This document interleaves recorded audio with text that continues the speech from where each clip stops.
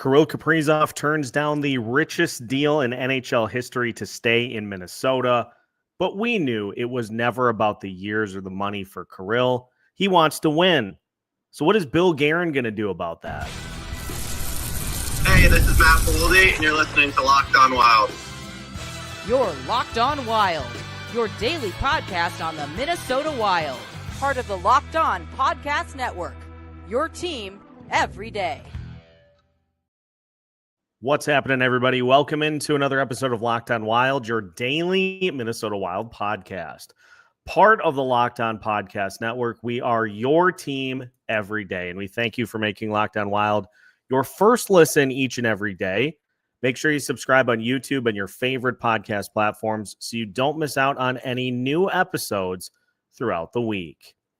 On today's episode of Locked On Wild, we were talking all things Kirill Kaprizov because we got some pretty big news coming down the pipe here today. Today's episode, by the way, brought to you by FanDuel. Download the FanDuel app now by visiting FanDuel.com and win $300 in bonus bets if your first $5 bet wins. We're going to talk about the deal that Kirill Kaprizov turned down, where things stand right now, what the Wild can offer, and what needs to happen if the Wild want Kirill Kaprizov to stick around. My name is Seth Toupal, host of Locked On Wild, host of Seth on Sports, and a credentialed media member for the 2025-2026 season.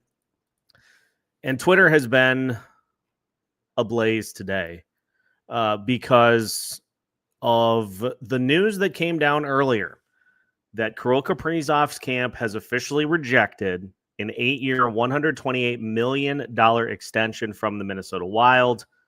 Craig Leopold's optimistic last week that the Wild were close. Bill Guerin saying that he was optimistic that this was going to get done as well. Craig Leopold, when the offseason started, saying that the Wild will be able to offer more money than anyone could possibly offer for Kirill Kaprizov's services.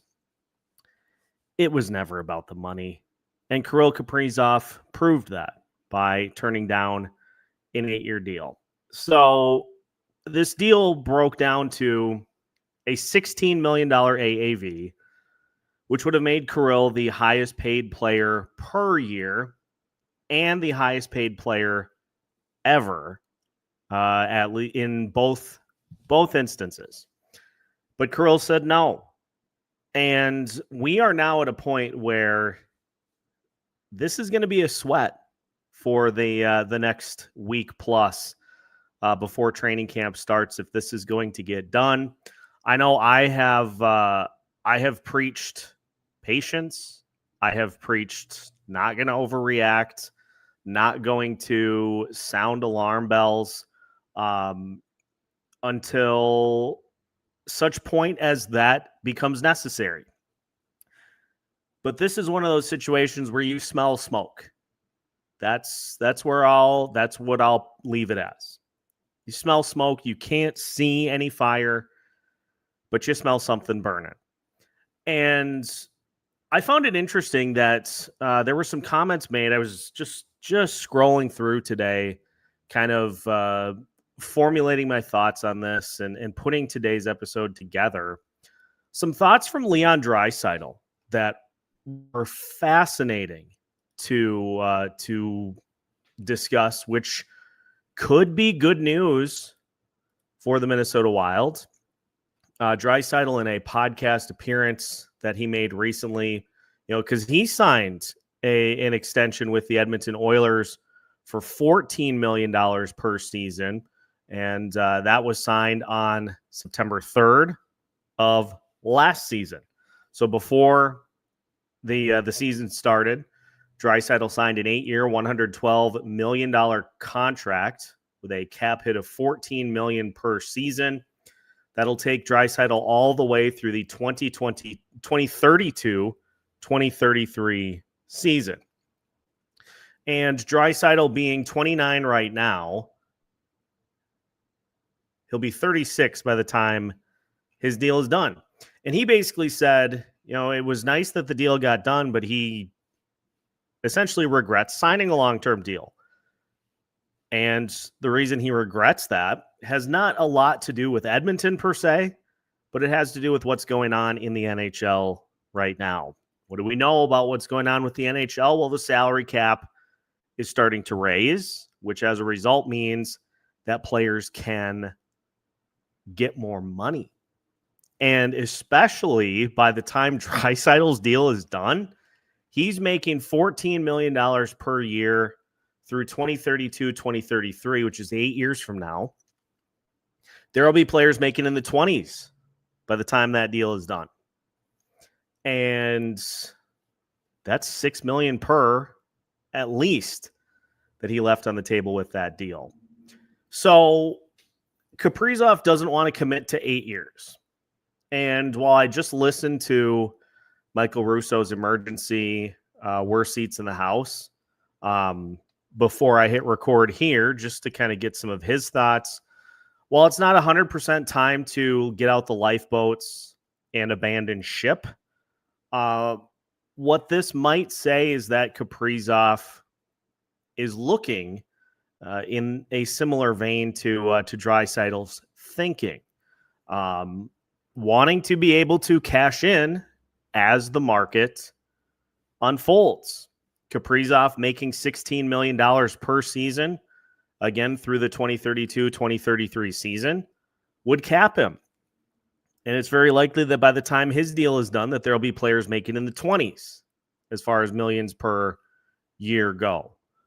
So that he would be capping himself in that situation, capping what he can earn. So, yeah, it's not great. I'd be lying if I didn't say that it was a concern. But I'm going to rush to the immediate response of, well, he clearly doesn't want to be here, because we don't know that.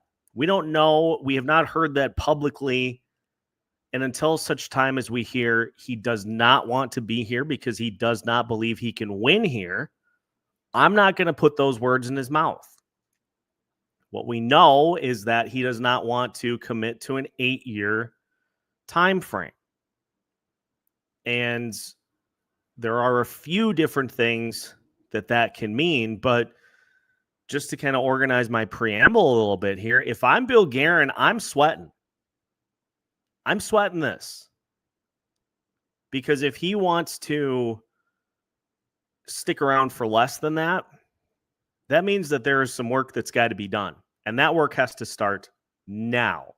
You don't have the luxury to be able to kind of see how things go. You have to start your process yesterday to put yourself in position to lock this up. Because if you are going to go with a 4-year deal for Kirill to stay, those 4 years better be competitive. You can't say, well, it's going to take us, it's going to take us a year or two to really ramp up. Nope, you got to do that immediately.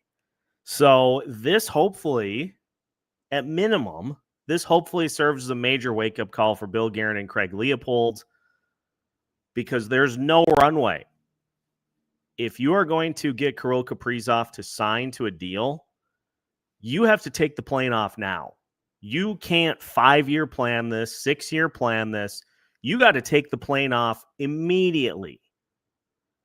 So this hopefully, and this is the beauty of negotiations too. We'll talk about what happened the last time Kirill Kaprizov was negotiating a contract with the Minnesota Wild, because this isn't out of the ordinary. But this hopefully is a wake-up call that as these negotiations continue, you better be rock solid on your plan. You better be rock solid on the direction forward for the organization, because we're crossing the line of point of no return here. And you don't get another chance to do this. If this goes in a direction that is, if this goes south, you don't get another chance. You don't get to say, boy, wasn't that a bummer how things played out the last time? We really want you back. Like, he's not coming back. You have one chance at this, and you better be ironclad and rock solid in what you are doing for this franchise 10 years from now, let alone what you're going to do 1 and 2 years. It's got to all be lined up and airtight.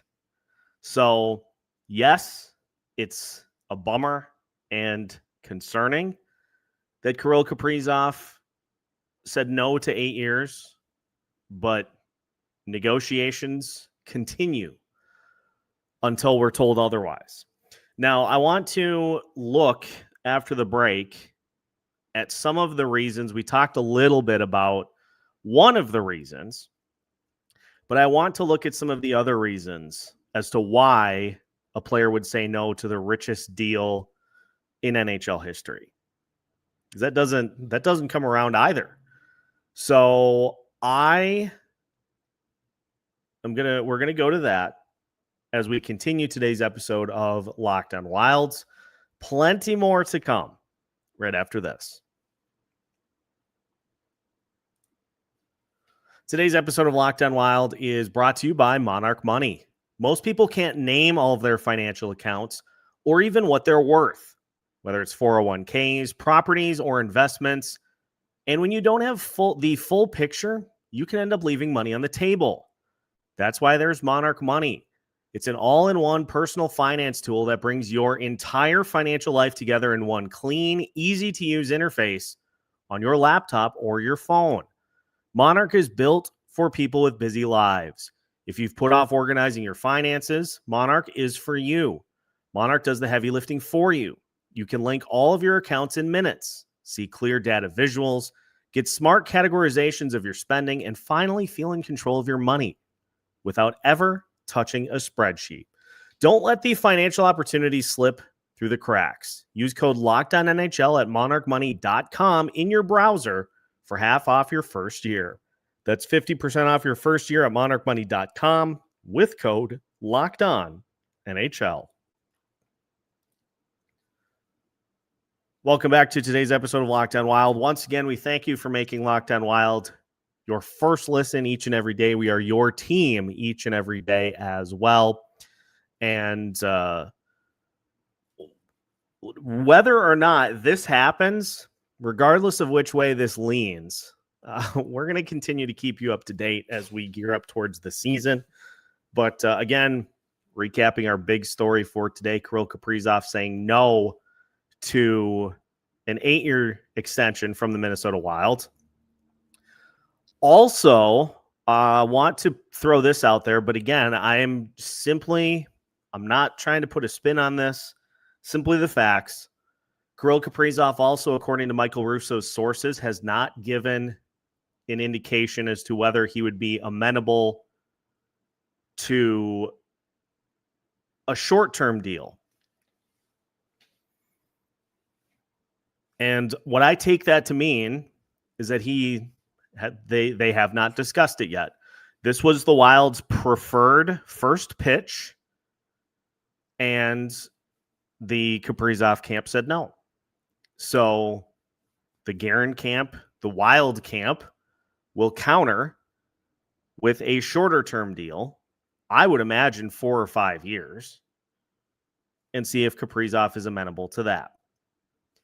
So just because they say has not given any indication doesn't mean he said no to it. It was not part of the initial negotiating process. And this is going on with Connor McDavid as well. Connor McDavid has, to this point, started to field some reporter questions, and he has said everything is on the table. Long-term, short-term, even no-term. So negotiations continue. The Wild's got sucker punched when their top pitch was not good enough. So you got to adjust now. So what could be the reasons that Kirill Kaprizov said no? Well, number one, it's the 8 years. 8 years is a long time. And 8 years locks you in through no matter what happens. 8 years locks you in for that amount of time, unless you get traded. And there's a lot that can happen over an 8-year term, as we saw with Zach Parise and Ryan Suter. Theirs were 13. Think about how much happened over the course of those deals. 8 years also locks you in at a price point. And I really think a lot of this has to do with the fact that if you go 4-4, you can double dip and make 16 and a half, 16 in the first 4, and 20 in the second 4. And then all of a sudden, you have put yourself in position to make 144 million as opposed to 128. So yeah, it's not a ton, but it's still, and that's to say just 20 flat.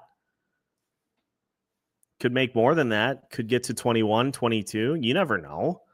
But it allows you the opportunity to see how the landscape is changing for the NHL as more money comes in. Salary cap's going to get raised, which means that players can take a larger percentage of it. So that's one part of it. Connor McDavid also going through negotiations of his own with the Edmonton Oilers. And his money is going to factor into this. If he makes 17, let's say he makes 18. Just throwing a number out there. Well, then Kirill would be unwise to take 16. You'd have to at least ask for 17. And $1 million a year is that's not a ton. So it's not a huge factor, but it certainly weighs in. But as much as it is about the contract side of this, it's about what is currently on the roster right now. All good. We get to talk about what Bill Guerin has been building on this roster. And there are good pieces on this team. There are a lot of good pieces on this roster. But there have been postseasons under Kirill's watch where he has been the only one that's been doing anything. And that doesn't just go away, that sticks with you. And so this is a look at the roster as well. Now, there's a lot of promise coming. There are prospects in the system that we all hope can turn into really, really good players. But again, that kind of stuff takes time.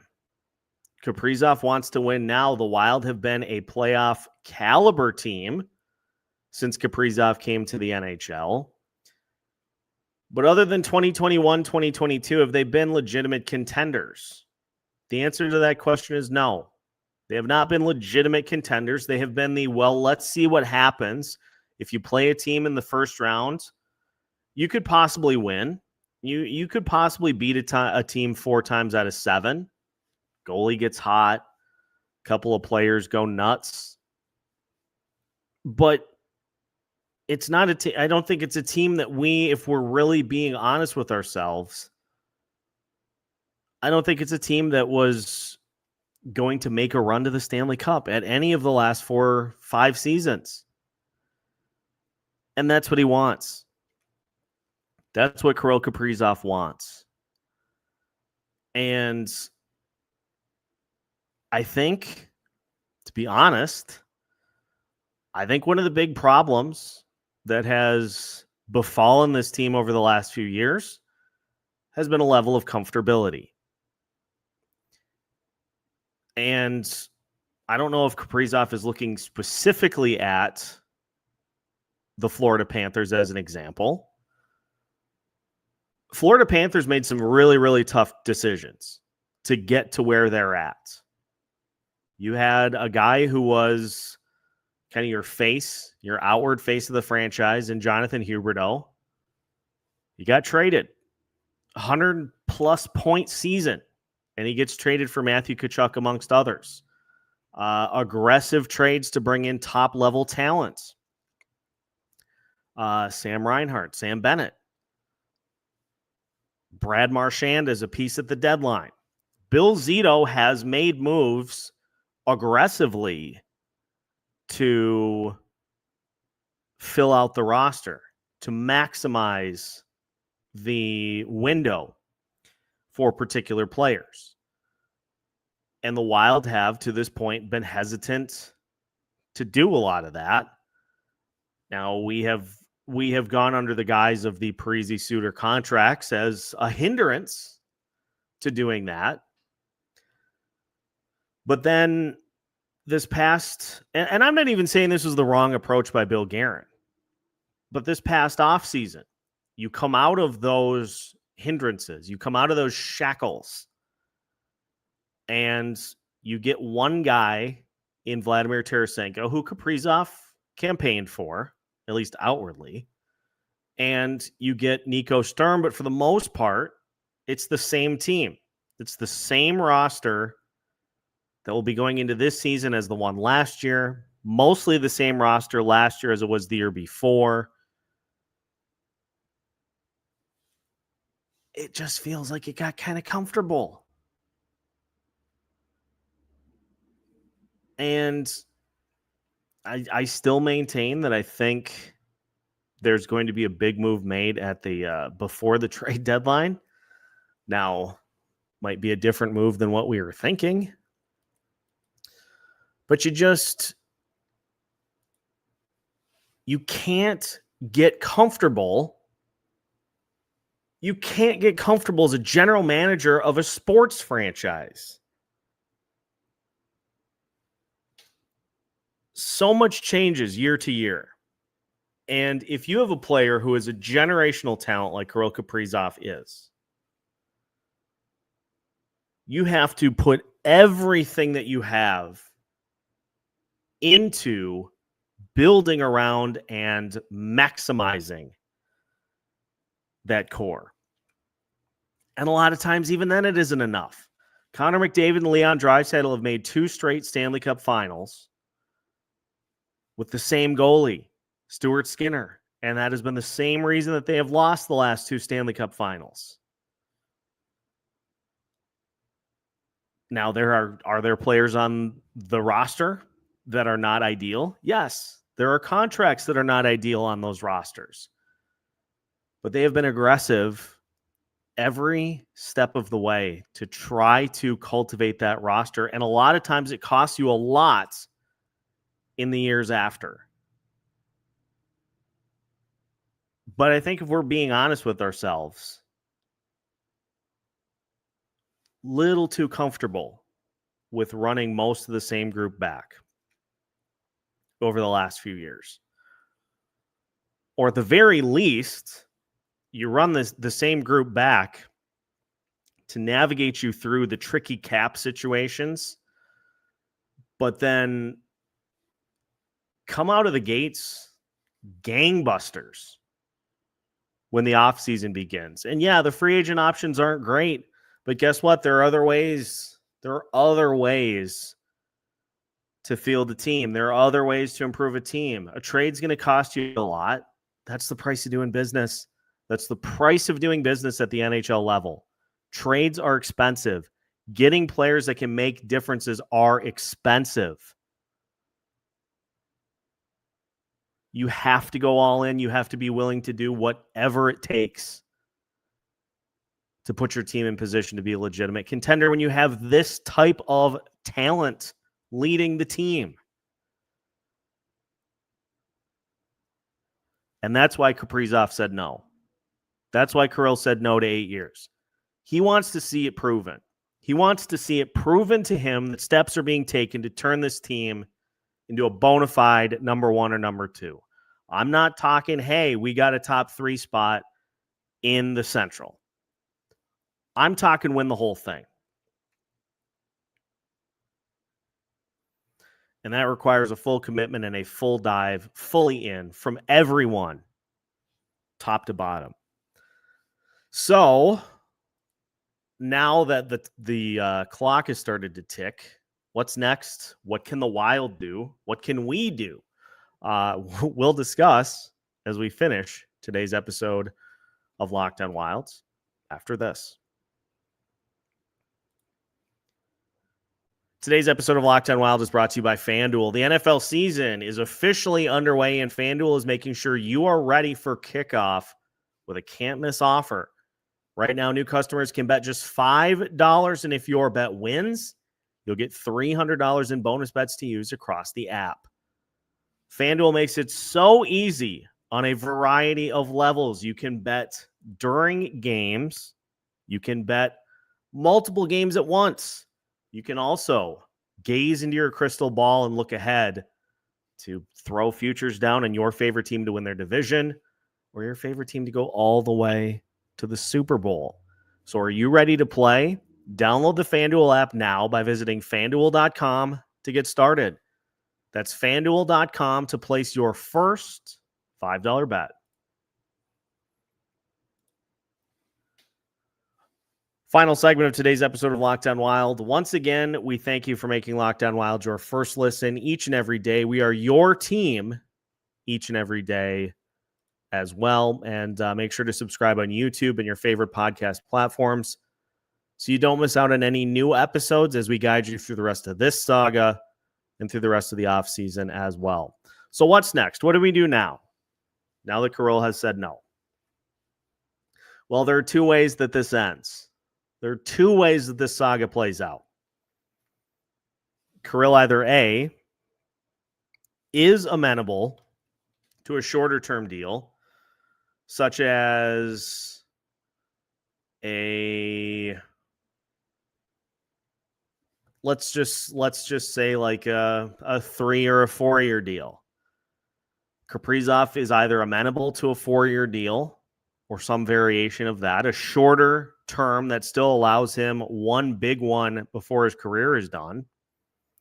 He's either amenable to that or he isn't. Like there really is no other scenario in which this plays out. He either is now okay with staying on a shorter term to see what this team can do and will then make a decision at that point. So you kind of kick the can down the road for a few years and you really try to build a contender. Or he says, no, I think I've seen all I need to see. And I have been going with a rendition of that theory for most of the offseason. The everydayers, I'm sure, are well versed in it. He knows at this point. I feel like Kaprizov knows what the organization is, has, and will be going forward. There's no surprise. There's no surprise unless there's a player that Bill Guerin says like, hey, we're going to go get Tage Thompson. That would be a surprise. But as far as the team goes, as far as the farm system goes, as far as the plan goes for this organization, there's nothing that's going to surprise Kirill Kaprizov here. And furthermore, it boils down to that same question. Does Kaprizov think he can win here or not? It's yes or no. It's not a maybe. You're not going to make a commitment of this level if you are wishy-washy about it.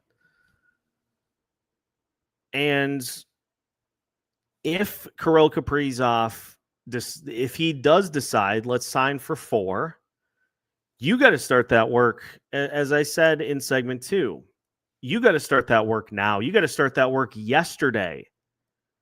And every single piece of the roster has to be aimed at building a team that can go toe-to-toe against the Dallases, the Colorados, the Winnipegs, the Vegases, the Floridas, the Edmontons, the Torontos, the Tampa Bays. You have to build a team that is capable of going up against those teams toe-to-toe every single night.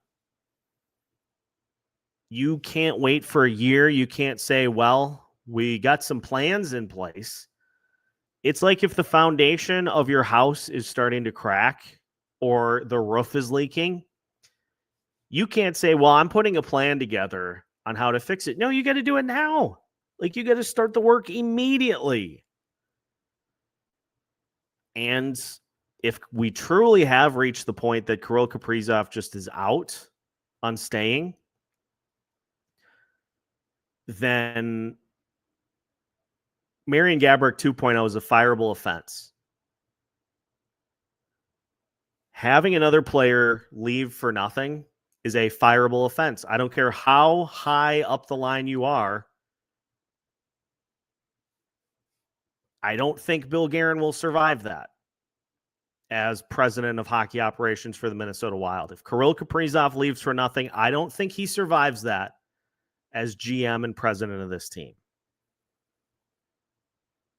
Say what you will about Craig Leopold and how he runs the team as the owner, Craig Leopold knows the stakes and knows what the fans will require if we go down that road again. So we are walking perilously through this at a very deliberate pace. It's like the movie, it's like that tightrope movie where the guy walked between the two World Trade Center towers on a cable. It's a long way down. And you're navigating that very carefully because one slip and that could be it. So again, I'm not going to officially sound the alarms until we hear the phrase, does not want to be here, contract negotiations have broken off. Until that point, negotiations are still going on. I'm not going to chastise anybody for thinking he's out the door. You process this however you see fit. But as host of the show and someone that is going to bring you Wild content over the course of the full season, I got to keep my mental sanity here. So I'm not going to hit the panic button. I'm not going to break the glass and smash the panic button until we hear that the talks have broken off and that other options are being explored. But make no mistake about it. This should be a clear signal to Bill Guerin, to Craig Leopold, to the rest of the Minnesota Wild organization on something that we knew from the get-go. It was never about the money. Jesse Pierce tweeted it out. It was never about the money. It has always been about the seriousness of this organization to put forth a contender and to avoid getting comfortable with the status quo. And to be honest, I think there was a little bit too much of that during the Parise Suter buyouts. A little bit too much comfortability of, we're a pretty good team over here. We're a pretty good team that, we are playoff caliber. There's a very big difference between playoff caliber and cup contender. There's a very big difference between those two. If I take a look, just in closing, if we take a look at the NHL standings right now, I'm just going to blind look at the teams that are playoff contenders at this point in the season, because you can put a solid list together. Toronto, Tampa Bay, Florida, Washington, Carolina, New Jersey, Ottawa, Montreal, maybe the New York Rangers, maybe the New York Islanders, Detroit and Columbus, I would say, are playoff caliber. Winnipeg, Dallas, Colorado, Vegas, Los Angeles, Edmonton, Minnesota, St. Louis, Calgary, Utah, and maybe Vancouver are playoff caliber. Stanley Cup contenders, Florida, Tampa Bay, Washington, Colorado, Dallas, Vegas. Just right off the top of my head. There's a large difference between playoff caliber and cup contender. And Kirill Kaprizov just made a statement today that he prefers to be part of the cup contender category as opposed to the playoff caliber. So the sky is not yet falling here in Minnesota, but boy, oh boy, I hope that this is taken as a little bit of a wake-up call, because you don't get another chance at this. You don't get another chance to try to make this happen. You don't get to say a year from now, man, if we just could have done this. No, you have to do it all now.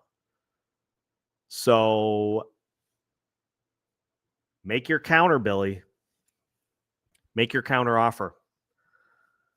And you better hope he takes it. That's going to do it for today's episode of Locked On Wild. Once again, we thank you for making Locked On Wild your first listen each and every day. We are your team each and every day as well. Once again, make sure to like and subscribe on YouTube so you don't miss out on any new episodes throughout the week. We'll keep you up to date on Kirill's situation as well as the rest of the offseason leading up to the preseason and the start of the season in October. We've got new episodes for you every Monday through Friday as part of the Locked On Podcast Network.